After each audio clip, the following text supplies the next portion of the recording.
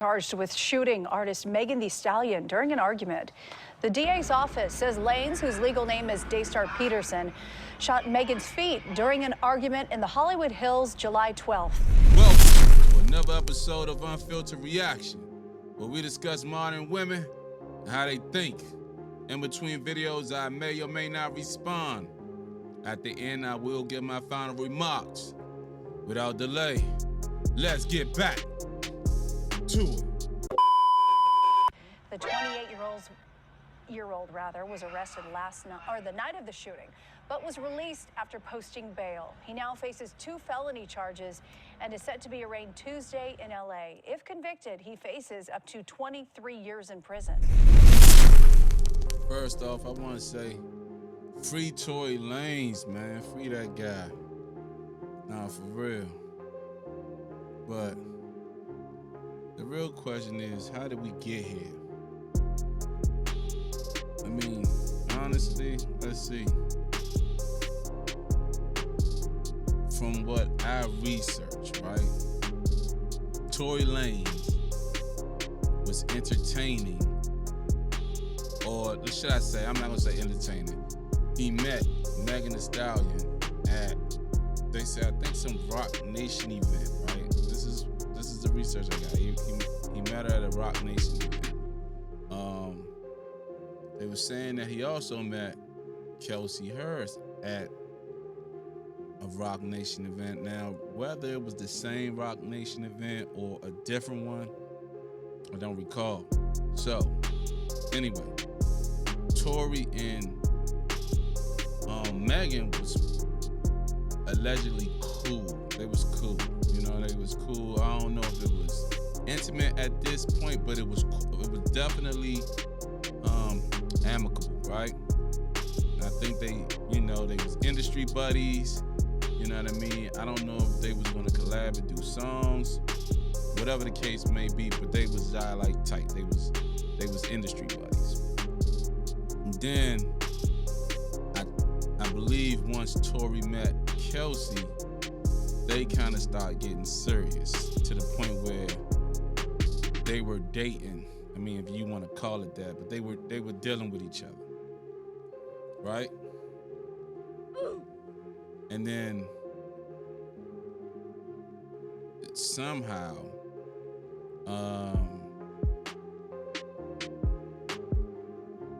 Megan Thee Stallion and Torey was chilling. I don't know if they went on some kind of trip or they was in some type of outing, but the thing was, I think Kelsey was sick at the time. I think she was, I don't know, they were saying like she had some type of ailment or something like that. Anyway, I guess Torey supposed to have smashed. Torey supposed to have smashed Megan or whatever. You know. And moving forward, they supposed to have went to this party. I think it was thrown by Kylie Jenner, you know, the Kardashians, one of the Kardashians' babies, one of their baby sisters.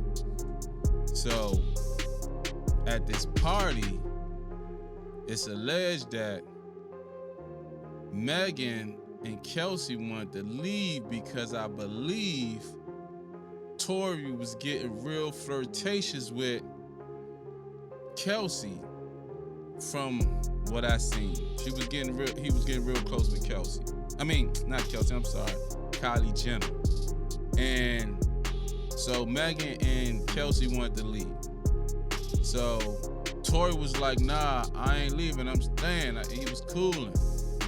So they supposed to have allegedly stormed out. Now this is the beginning, this is the what led up to that point where it got real crazy. So Torey was chilling. Next thing you know, I guess they was from, like I said, from what I saw research, it was that Megan got upset instead of Kelsey. She got upset, and then she came back kind of like irate, going off on Torey or whatever, basically just tripping out, killing the vibe. And then what ended up happening was Torey ended up going out there. But in the midst of him going out there, it's alleged that he told Kelsey that basically Megan slept with him and all her exes. And that's when shit hit the fan. A fight broke out between Kelsey and Megan, because I guess, you know, everything that happened to the doc finally came to the light. And man, it caught the girl by surprise. So she lunching out, tripping out. Shots went off. Megan allegedly got hit or didn't. I can't say. But initially she said, you know, she stepped in glass, which was true. They got videos with her stepping out the vehicle and she stepped in glass. But there's also reports that say she was shot. So that's just the backstory to give you some kind of context. Now, let's keep it pushing. Hey, hon, I'm a law student, and I don't base my review off of barbershop talks or tea pages. I've reviewed all of the facts in this case, and here we go. Kelsey was a central witness. In Kelsey's recorded interview, she said that Torey shot Megan. But her testimony during court, she recanted what she said on the recorded conversation, and then she used the words, "I don't remember." So at one point, she told the police that Torey shot Megan. And then in court, she don't remember, she got amnesia. So that right there alone is what got Torey locked up in the first place. That statement right there by itself put him in a cell. Continue. Also, let's talk about Kelsey's immunity. She went to the prosecution on the day she was supposed to testify and then asked for immunity. So on the day that she went to testify, she asked for immunity. Now, who outside of a suspect or criminal, or should I say this, if you're innocent, why do you need immunity from your testimony? If you had no involvement, why would you need immunity? Who does this? It raised so much suspicion. And why does a person ask for immunity? Immunity was given to Kelsey Harris so she could not be charged criminally later on. While she was on the stand recanting everything she said, she used memory loss and alcohol-fueled memory as to why she couldn't remember anything. Wow. Also, gunpowder residue was found on both people, Kelsey Harris and Torey Lanez. And remember what the bodyguard said. He overheard Kelsey telling her husband that she shot the shots and Torey knocked the gun out of her hand. So, that explains why Torey Lanez had gunpowder on his person. Because obviously, okay, so between Torey Lanez and Kelsey, hers, one of them had to be shooting the gun. And if two people are like on each other, the gunpowder gonna get on both. But it's nowhere that, I mean, I'm not gonna say it's not, right? But 9 times out of 10, it will be a guy taking a gun from a female than it would be a female trying to take a gun from a guy. But I'm going to let this lady continue to cook. This is getting good. When a person gives a recorded statement and then they flip and say something else, now they can't be trusted. So during this entire investigation, they locked in on Torey and never considered Kelsey, which both of them should have been considered since both of them were in the backseat. Facts. And let's not forget, Kelsey already confirmed that the night Megan was shot was the night she found out that Megan Thee Stallion slept with Torey Lanez. You heard that? that was the same night she found out that Megan slept with Torey. So in the midst of her getting shot or allegedly shot was the same night that she got some information pertaining to her friend's betrayal. I just want y'all to take that in consideration. Keep that in mind. Behind her back and didn't tell her. Now, why is it that Kelsey wasn't investigated? I'm not even talking about with all that's coming out now, but I'm talking about then. Why was Torey the main focus of the investigation? I get that he was the male involved in this three-way quarrel, but he wasn't the only likely suspect. Like, I mean, because it became publicized after a while he was, or before he was going through his trial, that this information was available, right? Like, you know, him or her finding out that Torey and Megan dealing with each other on an intimate level. That information alone is enough for motive. But no, y'all still targeted Torey Lanez. I'm starting to think that maybe them targeting Torey Lanez was just bigger than this incident, this little isolated incident. Maybe it's something more deeper. I don't know what that is, but I mean, come on now. Look what happened. The man got sentenced to 10 years. And all I hear is this man screaming. He said, dance, and he started shooting. And I'm just like, oh my God. Like, he shot a couple of times. And I so was is so he scared. in the car shooting from the car, Megan? He is standing up over the window, shooting. And I didn't even want to move. So there you have it. She said that Torey shot over the car from the back. I guess that's what she was saying. I mean,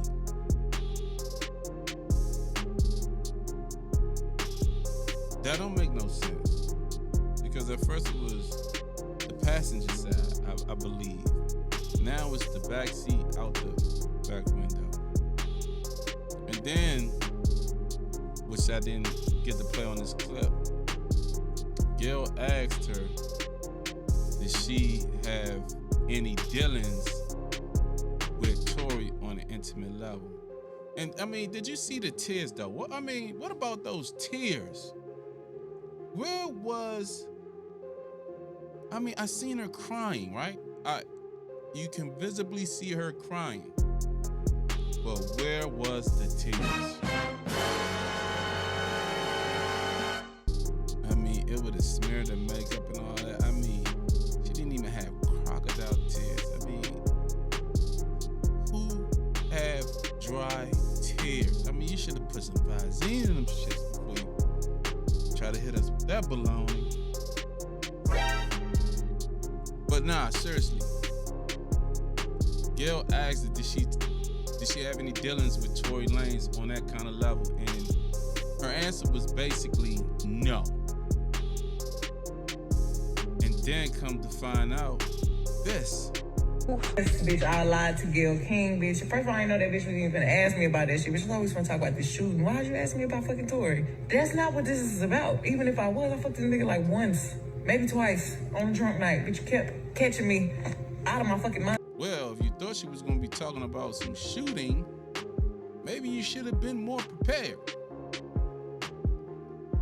You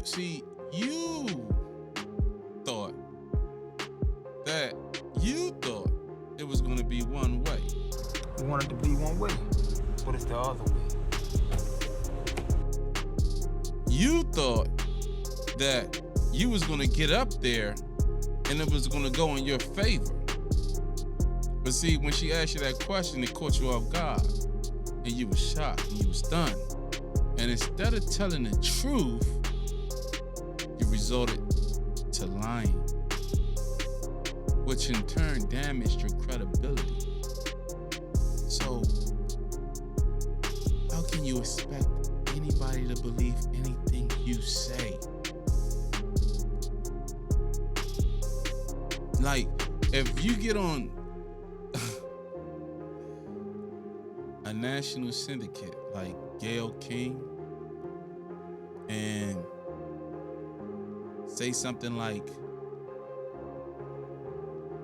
you know, I didn't sleep with him.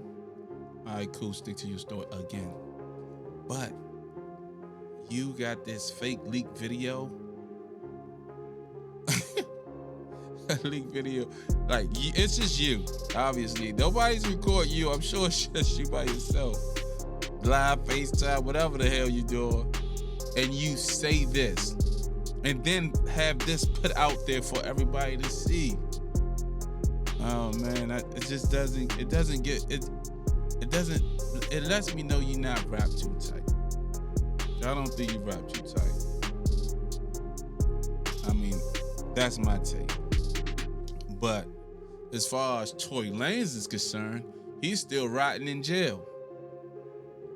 You know what I mean? On some charges that he more than likely didn't do. But then it's funny, right? That some new evidence came to the light. And the legal team had this to say. Like Gianna was just talking about in the attorneys. As the attorneys laid out here today, the prosecution failed to produce a single shred of forensic evidence tying Torey to the actual gun. His fingerprints weren't on it. His DNA was later found to be 100% nearly excluded from the gun, as shown in the worksheet that was provided to the defense late on the eve of the actual trial. You heard that? Excluded. His DNA was excluded. After making a request for that very document. After trial, looking at this evidence, there is a 0.01% chance Torey's DNA was on the firearm. All zeros. His DNA was not on the gun. So why is this man locked up? Why is this man locked up? That's a difficult statistic to equate with the story as told by the prosecution, which may be why this was not present in trial. In fact, there were 3 people that night at the scene who tested positive for gunshot residues. One of those was Kelsey Harris, as Gianno mentioned, the assistant to Megan Pete. According to multiple sworn testaments that you've heard today, including one from the bodyguard and driver with Harris on the 2 days of the trial. So that was from one perspective of the legal team. Now we about to check out the other in a second, because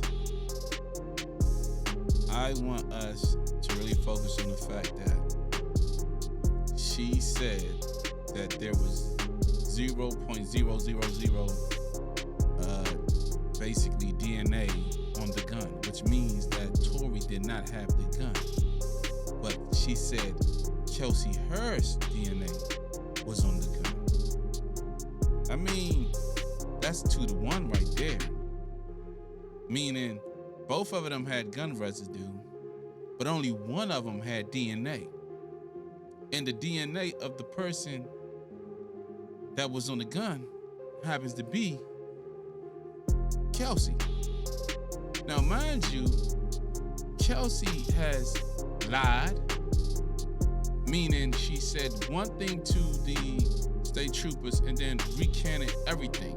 Took a immunity agreement so she doesn't be charged, because that's why you take an immunity agreement, because you do not want to be charged. And then she pleaded the 5th. Now, I'm not saying that I want Kelsey to go to jail. Please understand that. But what I am saying is free Torey Lanez. Free Torey Lanez. Cool. If you don't want to lock the woman up, fine. But free that man. Let that man be home with his family, his son, his father, who's out here fighting for him. You know what I'm saying? Speaking on his behalf. Trying to get that man out here in this world. Let him continue with his career. Let him continue with his life. He already missed. He went in at 23. It's 25. He missed 2 years of his child's life. Birthdays he'll never be able to redo. Right? Let that man come home. Identified tonight in the prison stabbing of former hip-hop star Torey Lanez. According to the California Department of Corrections and Rehabilitation, Lanez was stabbed by inmate Santino Casio at a housing unit at the California Correctional Institution in Tehachapi. That attack happened early yesterday morning. An Instagram post from Lanez's account says he was stabbed 14 times in that attack, causing both of his lungs to collapse.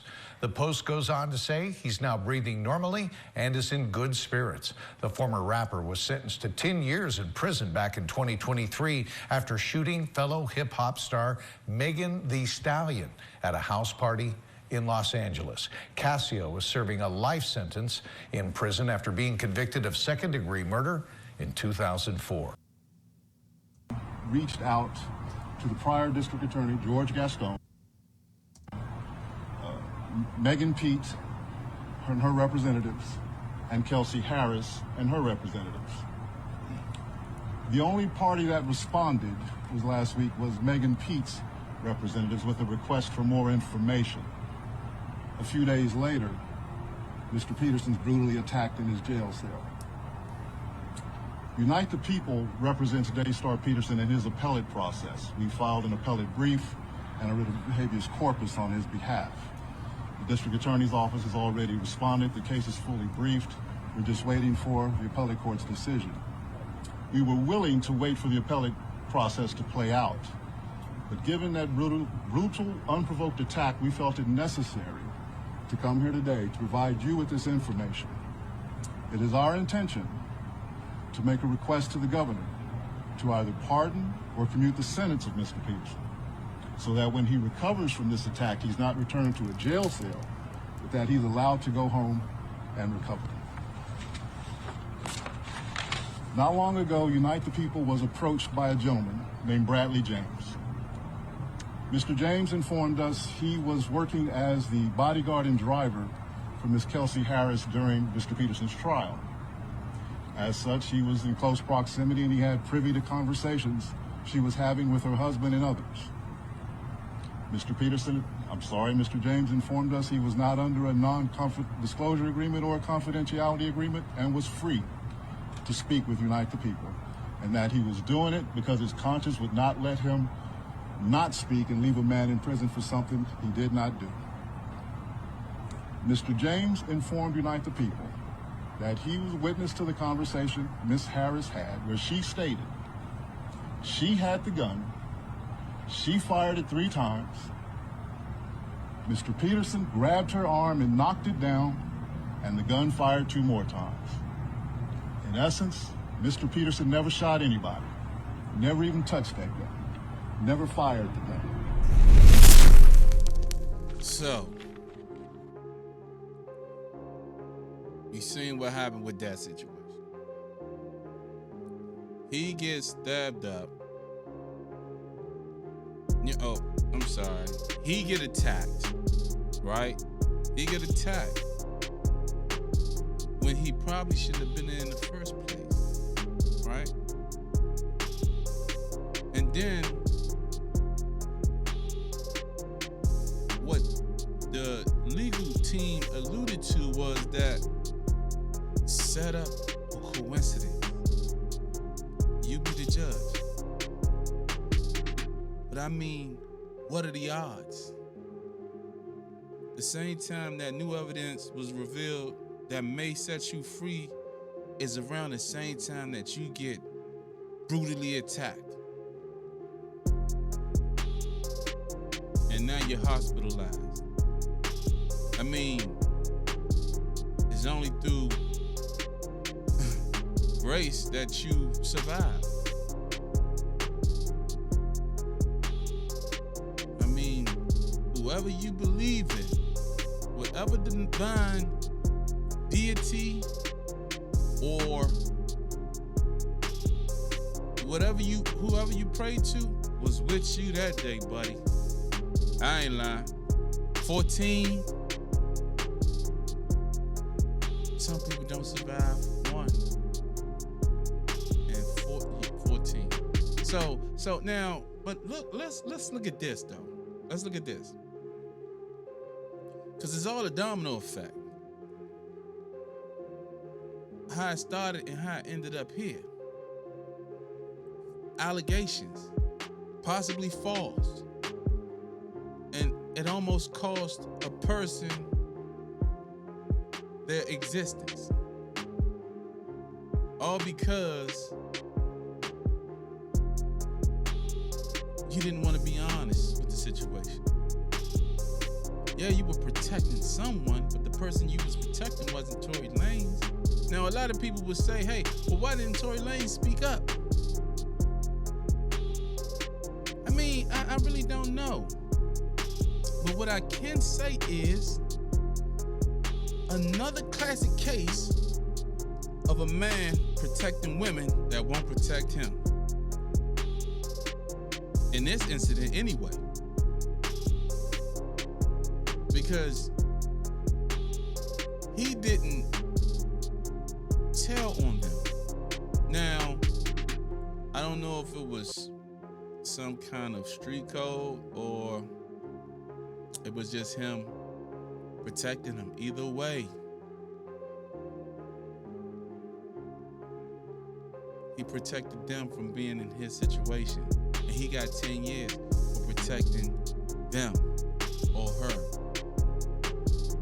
Nearly lost his existence for protecting her.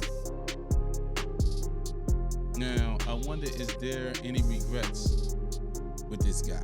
Is he living with regrets right now? Because, I mean, honestly, was it worth it? Was it worth it? Let me know in the comments below, man. Do y'all think that what he done was the right thing, and was it worth it? Because I would be, I'd be highly interested to hear what you people's got to say, because this is one of them ones that it gotta be spoke on, you know. But free Torey Lanez, man, and I mean reparations for Torey Lanez, however that be, man. I mean, when he come home, man. Boy, oh boy, he already got lawyers. Man, imagine, oh man, and he got stabbed in prison. Oh man, oh, he about to own California. He about to lease California back out to the government. I mean, come on. Like, I mean, let's be real. Like, I mean, geez Louise, like, y'all is tripping out here. Just imagine, you got it wrong. I mean, the scales of justice got it wrong. Once again, speaking of scales of justice, isn't it supposed to be a person that's blindfolded holding the scale? So it's obvious to me that even though she's blind, she can still hear. Right? Or is she deaf too? Or it's not about what she hear or see, it's about the balancing of the scales. Well, if that's the case, in this situation, maybe the scales need to be recalibrated, because obviously they got it wrong again.